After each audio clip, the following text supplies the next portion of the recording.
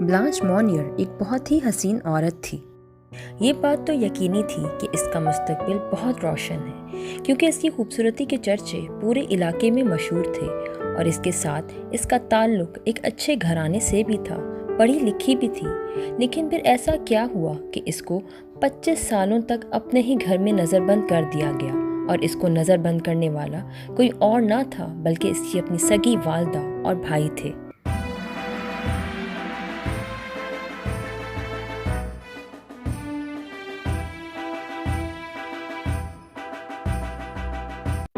अस्सलाम वालेकुम, मैं आप सबको खुशामदीद कहती हूँ। आज मेरी वीडियो ब्लांच मॉनियर के बारे में है, जिसको ला सिक्वेस्ट्री डी पोर्चुआस के नाम से भी जाना जाता है, जिसका मतलब है पोर्चुआस शहर की कैदी औरत। इसका ताल्लुक फ्रांस के शहर पोर्चुआर से था और ये इसलिए मशहूर है क्योंकि इसको इसकी अपनी अमीरजादी माँ ने 25 सालों तक दुनिया वालों की नज़रों से कैद करके रखा हुआ था। आखिरकार जब कई सालों बाद पुलिस वालों ने इस औरत को ढूंढ निकाला तो इसकी हालत काफ़ी ख़राब थी। उनका कहना है कि ये औरत बूढ़ी हो चुकी थी, इंतहाई गंदगी में रह रही थी। इसका वज़न भी काफ़ी कम था और इसने तमाम अरसे में सूरज की एक किरण भी नहीं देखी थी। ब्लांच मॉनियर 1 मार्च 1849 को फ्रांस में पैदा हुई थी और 1876 को मंजर आम से हटा दी गई थी और फिर 1901 को तकरीबन 25 सालों बाद फिर से मंजर आम पर इसे लाया गया था। आखिर हालात ऐसे क्या पैदा हुए जिसकी वजह से इसकी माँ ने इसको कैद कर लिया था? तो चलें जानते हैं। ब्लांच मॉनियर एक बहुत ही इज्जतदार घराने से ताल्लुक़ रखती थी। इसका सिर्फ एक बड़ा भाई था जिसका नाम मार्सल मोनियर था। ब्लांच एक बहुत ही हसीन औरत थी जिसकी वजह से इसके काफ़ी अच्छे रिश्ते आते थे। पढ़ी लिखी भी थी, अक्सर इसके घर पे दावतें होती रहती थी।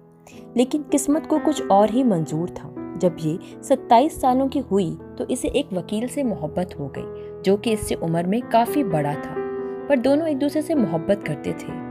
जब ब्लांच ने अपनी वालदा को उस वकील के बारे में बताया कि मैं उससे शादी करना चाहती हूँ तो इसकी माँ आपे से बाहर हो गई और सख्ती से मना कर दिया, क्योंकि एक तो वो उससे उम्र में बड़ा था और कुछ खास कमाता भी ना था।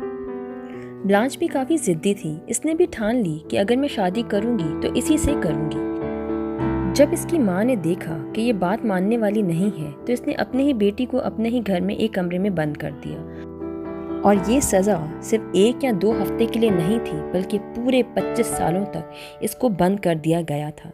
इसकी माँ का तो अभी भी अपनी बेटी को रिहा करने का कोई इरादा ना था, लेकिन किसी तरह से पुलिस वालों को इस बात की भनक पड़ गई कि इनके घर में किसी को कैद करके रखा गया है।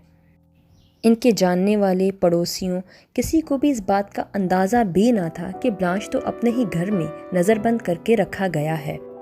अगर कोई इसकी माँ से ब्लांच के बारे में सवाल करता तो ये सबको बताती थी कि वो किसी और शहर में पढ़ने गई हुई है और वहीं सेटल डाउन हो गई है। फिर बाद में बताने लगी कि वो अचानक ही गुम हो गई है। इसकी माँ लोगों के सामने मगरमच्छ के आंसू बहाती और उनकी हमदर्दी बटोरती थी, लेकिन हकीकत इसके बिल्कुल बरक्स थी। जब वो कैद ही में थी तो इस वकील का 1885 को अचानक बगैर किसी वजह के पुरस्कार तरीके से इंतकाल हो गया। तब भी इसकी माँ ने इसे रिहा ना किया और कैद में ही रखा। शायद किस्मत को इस पर रहम आ गया। 23 मई 1901 को पुलिस वालों को एक खत मिला जिस पर लिखने वाले का नाम पता कुछ भी नहीं था, और इस खत का मफहूम कुछ यूँ था कि फलां घर में एक औरत को नज़रबंद करके रखा गया है। वो इंतहाई गलाजत की ज़िंदगी गुजार रही है और इसे भूखा भी रखा जा रहा है। जब पुलिस वाले उसके घर पहुंचे तो उसकी माँ ने पुलिस वालों को अंदर आने दिया। शुरू में तो पुलिस वालों को कुछ भी ना मिला। पुलिस वाले जाने ही वाले थे कि उन्होंने सोचा क्यों ना कि वो एटिक का भी मुआयना कर लें।